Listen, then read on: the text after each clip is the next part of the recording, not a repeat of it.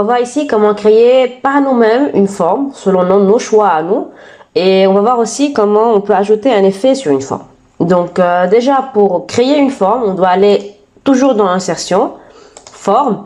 Et au lieu de choisir une forme déjà préfaite, ce qu'on peut faire, on peut venir choisir cette option qui est là. Donc c'est un dessin à main levée qu'on peut faire. On peut aussi choisir un dessin courbe. Et vous avez ici une forme libre. Donc c'est vraiment une forme. Moi je préfère toujours choisir quand même une forme préfaite et puis après je viens la modifier. Sinon, je peux venir cliquer sur celui-là et puis voilà, je commence à dessiner. Donc ça c'est un trait et puis voilà, je fais ce que j'ai envie de faire et à la fin je peux le fermer et voilà ma forme qui a été créée par moi-même. D'accord? Donc mais sinon, vous pouvez déjà insérer, comme déjà dit maintenant, une forme déjà faite et puis après, plutôt une forme qui est la plus proche de ce que vous avez envie de faire et puis après vous la modifiez. D'accord? On verra comment on fait, comment on peut modifier une forme d'ailleurs. Je vais introduire moi une forme comme ça aussi. Et puis je vais mettre encore donc une autre forme qui est quand même aléatoire comme je viens de le faire maintenant. Donc je vais le faire ici. Voilà. D'accord? Donc voilà, une forme déjà préfaite et puis une forme qui a été faite par moi. Maintenant, si j'ai envie de changer la forme, donc plutôt de modifier la forme déjà faite ou bien de modifier la forme d'un objet déjà préfet par Word, je clique là-dessus et je dois aller dans l'onglet mise en forme et je clique sur modifier la forme et modifier les points. Et vous n'avez ici qu'à prendre les points et puis les bouger comme vous voulez, de sorte à modifier la forme de la forme déjà existante. Vous allez me dire oui, mais comment on peut ajouter encore d'autres points parce que les points noirs ne sont pas suffisants. Donc ce que vous faites dans ce cas, c'est tout simplement vous cliquez à l'endroit où vous souhaitez ajouter un point et puis après vous déplacez, vous mettez là où vous voulez, vous allez voir ici qu'il y a un point qui a été créé. Pareil ici, je peux créer ici un autre point et puis voilà, je vais avoir une forme. C'est pareil pour la forme déjà créée, c'est la même chose, d'accord? Donc là, je clique sur modifier, vous voyez, il y a plusieurs points. Et je peux venir changer les points et puis si jamais j'ai besoin de supprimer un point existant, le point noir, ce qu'on fait, on clique sur la touche contrôle, vous allez avoir un X qui va apparaître et vous cliquez sur le point que vous avez envie d'enlever. Voilà.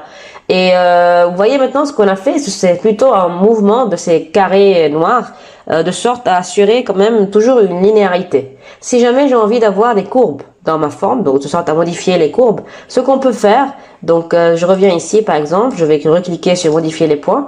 Si je viens, je sélectionne le point en noir ici sans faire des modifications. Vous voyez qu'il y a toujours des points, des carreaux en blanc qui apparaissent à droite et à gauche du point en noir. Donc ces carreaux vont nous aider à définir la courbe des lignes qui sont rejointes à ce carreau noir. Donc en fait, ce qu'on doit faire, si je prends le carreau ici et que je le remets comme ça, vous allez avoir une droite qui va être reliée depuis ce point-là. En fait, les carreaux blancs, ce sont les tangentes. Vous voyez, il y a la tangente, il y a le trait bleu en fait. C'est une tangente qui va m'aider à préciser la courbure, si jamais je relâche maintenant, de ma forme lorsque je vais relâcher. Donc vous voyez, c'est la tangente à la courbure qui a été créée parce que j'ai dû bouger le point blanc. Et ces deux points blancs vont apparaître à chaque fois que je sélectionne ou bien que je clique sur un carreau noir. Vous voyez ici, il y a les deux points blancs. Et si je fais un petit zoom pour vous montrer un petit peu plus la chose, normalement, il y a les traits bleus qui doivent apparaître, mais là, ça paraît pas, sauf si je bouge un petit peu le carreau blanc pour voir un peu la tangente. Vous voyez comment la tangente, c'est vraiment une tangente à la courbe. Si jamais je relâche, je vais avoir le résultat. Voilà. Et voilà ici, encore une fois, la courbure. Et puis, je peux faire pareil de ce côté-là. Je peux faire une courbure de ce côté-là comme ça. Et puis, voilà le résultat. Donc, vous voyez comment on peut changer la courbure tout en changeant, tout en modifiant la position de mes carreaux blancs qui sont en fait des carreaux qui lient les tangentes par rapport à la courbure de ma forme jusqu'au point noir. Donc voilà, c'est ça.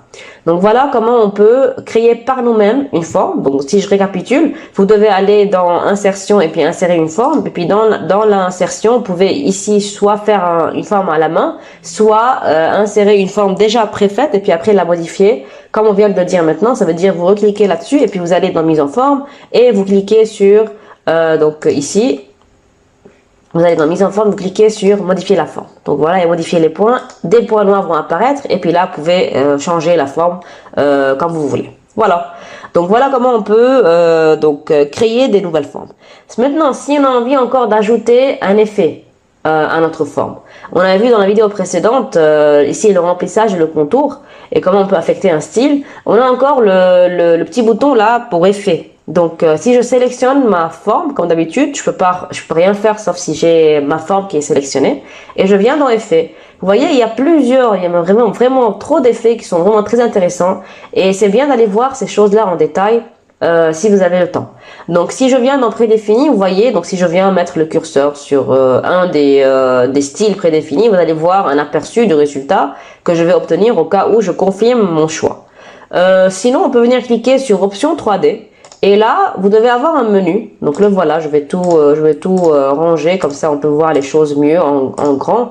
Donc toutes ces choses-là, ce sont en fait les mêmes options qui paraissent ici. D'accord? Donc sauf que là, on peut venir quand même jouer un petit peu plus avec la transparence, la taille, le flou, l'angle, la distance. D'accord? Donc si on commence par l'ombre, si on choisit ici quelque chose d'externe, je choisis la couleur comme d'habitude et puis après la transparence. Vous allez voir, vous voyez le rouge qui apparaît sur la forme. Plus la transparence est 0, plus je vais avoir quelque chose qui paraît de plus en plus. Plus j'augmente, plus ça va disparaître. D'accord? Donc moi j'aime que ça paraisse, ça paraisse. Et puis après la taille, j'agrandis ou bien je fais diminuer. Le flou, ça on sait c'est quoi, donc ça rend flou mon ombre. Et puis l'angle, je peux changer l'angle, voilà. Et puis la distance, c'est la distance par rapport à la forme d'origine. Donc voilà pour l'ombre. Là, je vais enlever pour vous montrer un autre effet. Donc l'ombre, c'est fait. Ensuite, si on passe à reflet, donc pareil, on choisit une présélection. Je vais choisir ça, par exemple. Et je peux jouer avec la transparence, comme d'habitude. Vous voyez là, le reflet qui apparaît ici. Et je peux jouer avec la taille. Pareil, je peux jouer avec le flou et la distance. Donc c'est vraiment pareil, c'est assez pratique, vous avez presque les mêmes propriétés dans chaque effet. Donc voilà pour reflet, je vais l'enlever, voilà, et je vais fermer ici, donc je vais minimiser le petit menu. On passe à éclat, rappelez-vous encore une fois que ces choses-là sont aussi ici, d'accord? Donc éclat, je fais une présélection, je vais choisir, disons ça. La couleur, je vais mettre rouge. C'est vraiment un éclat autour de ma forme. La taille, je vais l'augmenter. Voilà, voilà ce que ça donne. Et puis la transparence, donc comme d'habitude. Donc voilà pour l'éclat. Je vais mettre aucun éclat. Je vais minimiser. Et puis on passe au bord estompé. Donc pour le bord estompé, donc on choisit, disons ça. Et je vais mettre une grosse taille. Donc vous voyez, plus j'augmente la taille, plus je vais avoir un bord qui va être de plus en plus flou. Donc voilà, ça c'est un contour qui va être estompé, c'est tout. Voilà. Là je vais mettre aucun contour et puis je vais minimiser. Je vais passer à format 3D et rotation 3D. Donc ça c'est vraiment très intéressant. Vous avez vraiment plusieurs types de 3D qu'on peut avoir. Pour mieux voir la chose, je vais quand même faire une rotation 3D pour vous montrer un peu à quoi ça va ressembler si je fais un format 3D. Donc là, disons, je vais choisir ça. Donc je peux changer ici l'orientation. Donc je peux faire ça comme ça, par exemple. Et là, selon X, Y et Z.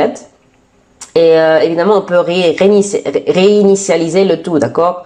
Donc voilà, si j'ai envie d'avoir le tout comme c'était avant, je clique sur le bouton qui est là. Si maintenant je reviens à format, et que je choisis ici pour le biseau supérieur et le biseau inférieur une forme, donc je clique ici sur ça par exemple, regardez à quoi ça va ressembler. Et pour la profondeur par exemple, si j'augmente, si je mets par exemple une autre couleur, rouge par exemple, vous allez voir la profondeur ici qui va augmenter, donc j'augmente encore, voilà le résultat. Le contour, si je mets par exemple un vert, que ça paraisse, voilà le contour de la profondeur. Et je peux aussi augmenter la taille. Et on peut faire pareil pour le biseau inférieur, évidemment, on peut choisir ce qu'on a envie d'avoir. Si jamais je vais tourner ici, donc si je fais une rotation 3D, cette fois-ci je retourne ma forme de sorte à ce que je vois l'autre face, je vais voir le biseau inférieur. Et puis je peux jouer aussi avec la largeur et la hauteur. Par exemple, si ici je modifie la largeur, je vais mettre un 20 pour exagérer un peu. Vous voyez à quoi va ressembler maintenant ma forme. Si j'augmente encore pour voir encore le résultat, voilà le résultat. D'accord? Donc si je remets ici à 6 et que en bas je remets à 25, voilà le résultat. Donc vous voyez, c'est vraiment très intéressant de choisir en fait une forme 3D, de jouer avec. On peut arriver à des formes vraiment très originales et très agréables à voir. Et pour le matériel, on peut venir choisir ici un matériel. Donc si je choisis ça par exemple, ça va donner un effet spécial. Je peux choisir une transparence. On peut vraiment choisir vraiment trop d'effets. Et pour l'éclairage, là, ça va carrément changer la couleur ou bien plutôt l'éclairage, comme on indique, de ma forme selon le choix que je fais, que ce soit chaleureux ou bien neutre ou bien rafraîchissant ou bien spécial. Donc voilà. Voilà comment on peut donc affecter ou bien mettre des effets pour notre forme. Donc voilà, pour cette leçon, on a vu comment on peut créer de nouvelles formes et comment affecter ou bien comment faire des effets, mettre des effets pour nos formes. Donc voilà.